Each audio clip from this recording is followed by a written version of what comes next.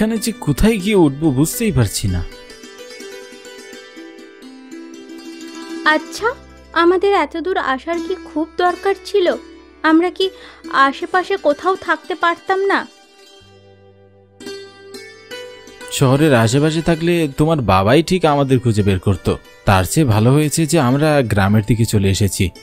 এবার একটা থাকার বন্দোবস্ত হলেই বাকি সব ঠিক হয়ে যাবে। হুট করে এসে এখানে কোথায় থাকবো? এখানে তো আর হোটেলও নেই যে দুম করে উঠে পড়বে। চলো কিছু দূর এগিয়ে দেখি, কারোর সাথে কথা বলে দেখি কিছু ঠিক করতে পারি কিনা। শহর ছেড়ে নিজের নববিবাহিতা স্ত্রীকে নিয়ে এসেছি এই কালকুঠি গ্রামে। লোকমুখে শুনেছি এই জায়গার নাম জিনের মাঠ। এত সুন্দর একটা গ্রামের এরকম ভয়ানক নাম হবার কারণটা কি সেটা বুঝতে পারিনি। নিজের বলতে এখানে কাউকেই চিনি না। এই গ্রামে আসার কোনো উদ্দেশ্যই ছিল না আমাদের, কিন্তু পালিয়ে বিয়ে করার কারণে এখানে লুকিয়ে আসতে হয়েছে। শ্বশুরবাড়ি থেকে সবাই মেনে নিলে তখন ফেরত যাব শহরে। আপাতত এই গ্রামে কোনো একটা ঘর খুঁজে সেখানেই থাকতে হবে কিছুদিন।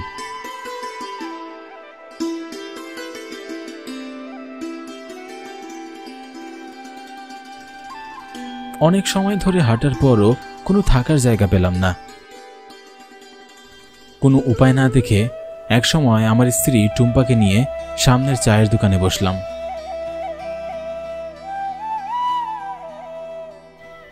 ব্যাগপত্র বেঞ্চের উপর তুলে রেখে দুটো চায়ের অর্ডার দিলাম। দেখছি চায়ের গরম জলের মতন টুম্পার মাথায়ও রাগ টকবক করছে। বারবার করে নিষেধ করলাম এই জায়গায় না আসতে, তবুও এলে। এখন থাকার মতো কোনো ঘর পাচ্ছি না। দুপুর গড়িয়ে বিকেল হতে চললো, কোথায় উঠবে? কিছু ঠিক করতে পারলে? দেখছি তো, কিন্তু ঘর তো খুঁজে পাচ্ছি না। তুমি এত রাগ করছো কেন? কোনো না কোনো একটা ব্যবস্থা তো ঠিকই হয়ে যাবে।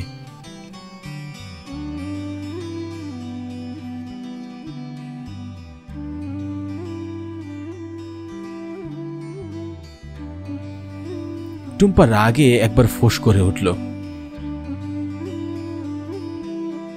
দোকানদার আমাদের দুজনকে 2 কাপ চা দিয়ে মিটমিট করে তাকিয়ে আছে। অনেক সময় ধরে দেখছি লোকটা কেমন যেন উস্কু খুস্কু করছে কিছু বলার জন্য, কিন্তু বলতে পারছে না। বোধ হয় কোনো সংকোচের কারণে। কোনো কিছু না ভেবে আমি লোকটাকে জিজ্ঞাসা করলাম, আপনি কিছু বলতে চান দাদা? আমার কথা শুনে দোকানদার একগাল হাসি দিয়ে বলল, আপনারা কি এই গ্রামে নতুন? মনে হয় ঘর খুঁজতেছেন। লোকটির প্রশ্ন শুনে ভাবলাম এলাকার মানুষ, চেনা পরিচিত কোনো ঘরবাড়ি তো সে দেখিয়েও দিতে পারে। হ্যাঁ, শহর থেকে এসেছি এই গ্রামে। কোনো ঘর হবে থাকার জন্য? ঘর একখানা আছে, তবে আপনারা কি সেখানে থাকতে পারবেন? কেন থাকতে পারবো না? চুরি ডাকাতির ভয় আছে নাকি? না না, চুরি ডাকাতির ভয় নেই, একটু অশরীরীর দোষ আছে বই কি। মানে? আপনারা শহরের মানুষ, এসবে বিশ্বাস করবেন না, আমি সেটা জানি। আমার বলার কাজ আমি বলে দিয়েছি। যা হোক, যেমনই হোক, আমাদের সেই বাড়িতেই থাকার একটা ব্যবস্থা করে দিন। আর যদি থাকার মতো ঘর না পাই তাহলে নতুন বউকে নিয়ে রাস্তায় রাত কাটাতে হবে। আপনারা থাকতে পারলে আমার তো কোনো সমস্যা নেই ভাইয়া, চলেন আপনাকেও নিয়ে যাই। দোকানি দোকান খোলা রেখেই আমাদের নিয়ে হাঁটতে লাগলো। আমি আর টুম্পা ব্যাগ হাতে দোকানের পিছন পিছনে হাঁটতে লাগলাম। এক সময় আমরা একটা ফাঁকা মাঠের কাছে এসে দাঁড়িয়ে পড়লাম।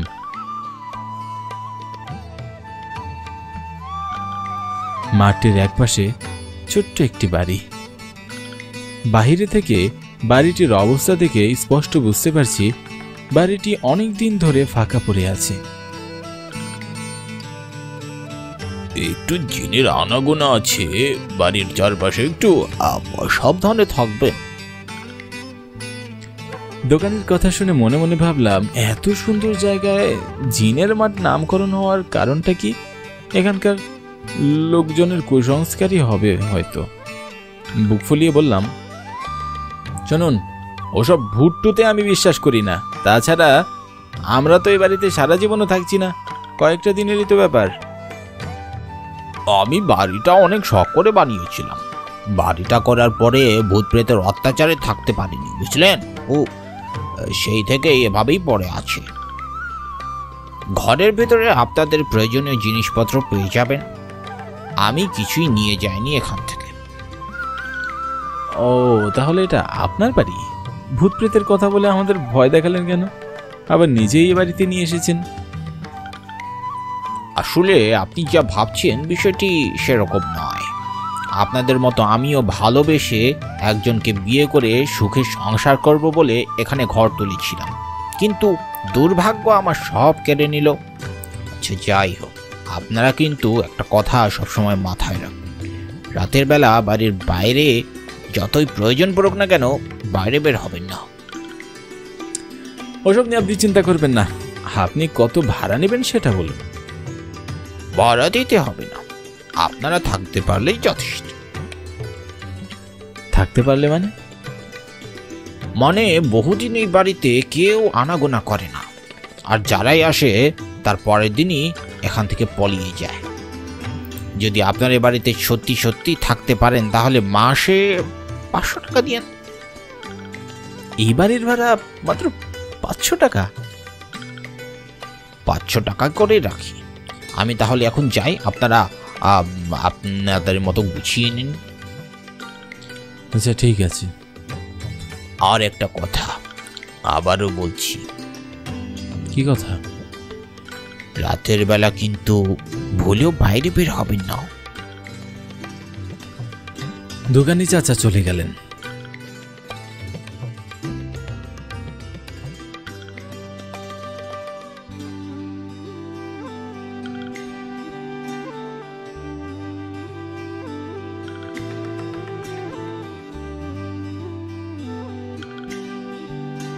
আমরা ঘরের ভিতরে ঢুকে দেখি সবকিছু একদম পরিপাটি করে সাজানো রয়েছে।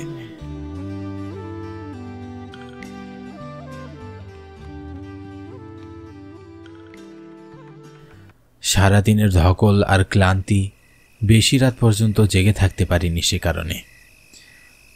গ্রামের দিকে মানুষজন খুব তাড়াতাড়ি ঘুমিয়ে পড়ে। দুজনের চোখও ঘুমে খুব তাড়াতাড়ি বন্ধ হয়ে এলো। বিছানায় গায়ে লিয়ে শুতেই কখন যে ঘুমিয়ে পড়েছি বুঝতেই পারিনি। গভীর রাত, সময় ঠিক কটা বাজে বুঝতে পারছি না। হঠাৎ করে মনে হলো আমার পায়ের কাছে বসে কেউ একজন গুনগুন করে কাঁদছে।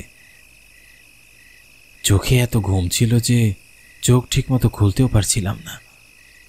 বারবার মনে হচ্ছিল পায়ের কাছে কেউ একটা বসে আছে। একটা সময় বিরক্ত হয়ে খুব কষ্ট করে চোখ খুলে তাকিয়ে দেখলাম কিছুই নেই। পুরো ঘরে একবার চোখ বুলিয়ে নিলাম। মনের ভুল ভেবে আবারও ঘুমিয়ে পড়লাম। আবারও কতক্ষণ ঘুমিয়েছি জানি না।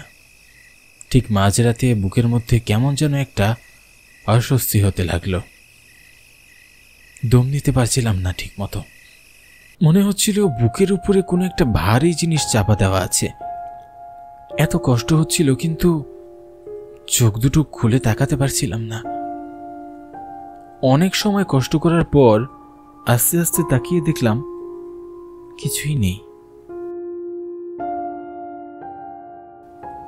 মনে মনে ভাবলাম নতুন জায়গায় এই জন্য হয়তো অস্বস্তি হচ্ছে।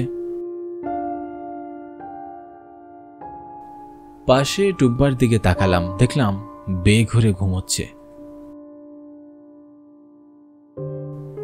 হঠাৎ করেই খুব জল তেষ্টা পেল আমার।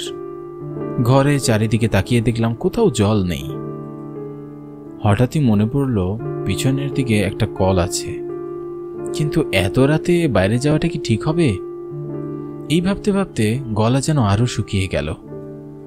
মনে মনে আরও সাহস জোগালাম এবং ভাবলাম তাড়াতাড়ি গিয়ে পানি নিয়ে আসি। এমনিতেও সকাল হতে বেশি দেরি নেই, খানিক বাদে হয়তো ফজরের আজান হবে। মনে সাহস নিয়ে গুটিসুটি পায়ে এগিয়ে গেলাম দরজার দিকে। আস্তে আস্তে দরজাটা খুলে দিতেই হুট করে দরজাটা খুলে গেল। ভূত প্রেতে বিশ্বাস করি না, কিন্তু তারপরও এই মাঝরাত একটু ভয় ভয় করছে। ঘরের বাইরে তাকিয়ে দেখলাম ঘন অন্ধকার ছেয়ে আছে চারিদিকে। বুকের ভেতরটা কেমন যেন ছ্যাদ করে উঠল। গুটি গুটি পায়ে হেঁটে যাচ্ছিলাম ঘরের বাইরে।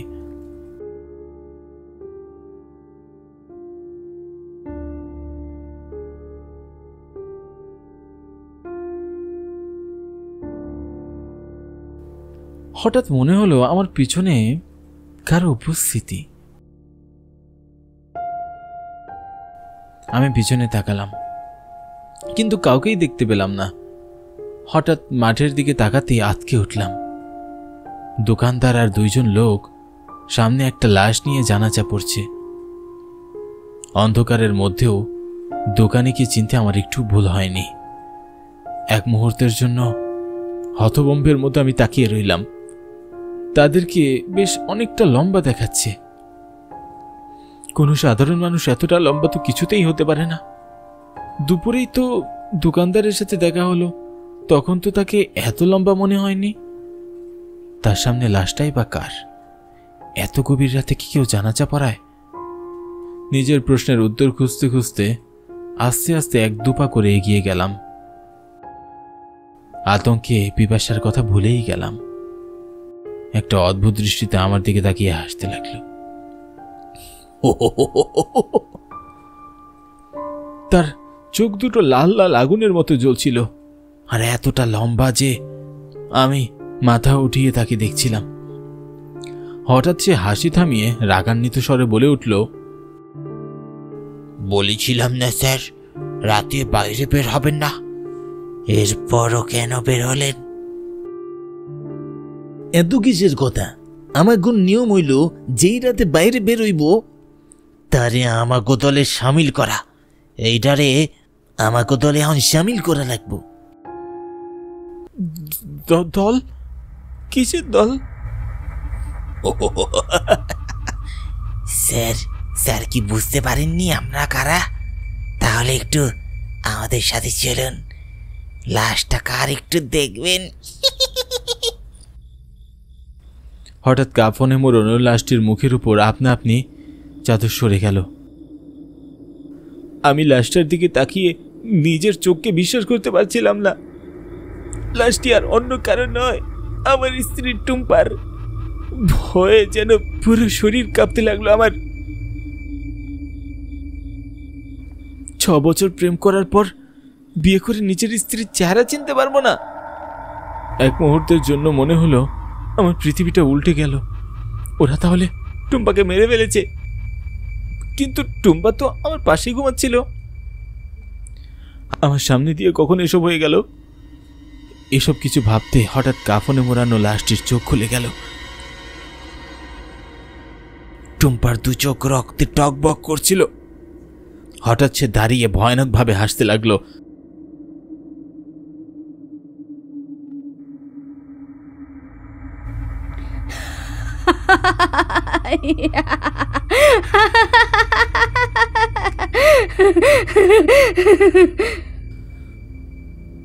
হাসিটার সাথে আমার টুম্পাকে কিছুতেই মেলাতে পারছিলাম না। এই টুম্পাকে যেন আমি চিনি না। আমি ভীত কণ্ঠে বলে উঠলাম, টুম্পা, তুমি এখানে কি করছো? আর তোমাকে এমন দেখাচ্ছে কেন? বলেছিলাম এই গায়ে না আসতে, তবুও কেন এলি? এখন তোকে মরতে হবে। মরতে হবে তোকে। আমি আর কোনো কথা বলার শক্তি পেলাম না। কোনো মতে পিছনের দিকে দৌড়ে ঘরের ভিতরে ঢোকার চেষ্টা করলাম।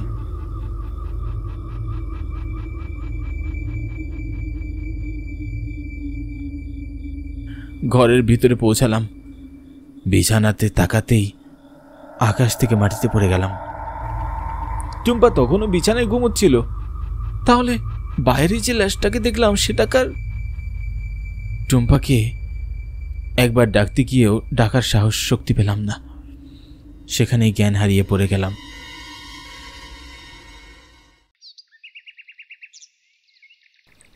সকালে জ্ঞান ফিরল টুম্পার চিৎকারে। কি গো, কি হয়েছে তোমার? চোখ খুলছো না কেন? কেন, কি হলো? শুনতে পাচ্ছ আমার কথা? পলাশ, এই পলাশ, চোখ খোলো। টুম্পা, সকাল হয়ে গিয়েছে। তুমি এখানে পড়েছিলে কেন?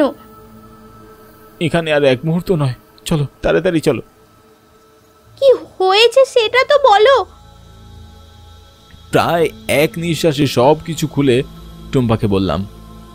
সবকিছু শুনে টুম্পা বলল, আমি তো সবসময় রাতে দোয়া পড়ে ঘুমাই। রাতে ঘুমানোর আগে দয়া পড়ে ঘুমিয়েছিলে কখনো? লোকে এমনি বলছিল এই জায়গাটায় সমস্যা আছে। এখানে আর এক মুহূর্তও থাকবো না।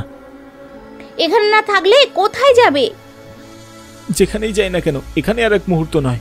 এখনই সব গুছিয়ে নাও। টুম্পাকে নিয়ে তখনই বাড়ি ছেড়ে বেরিয়ে পড়লাম চা দোকানির কাছে।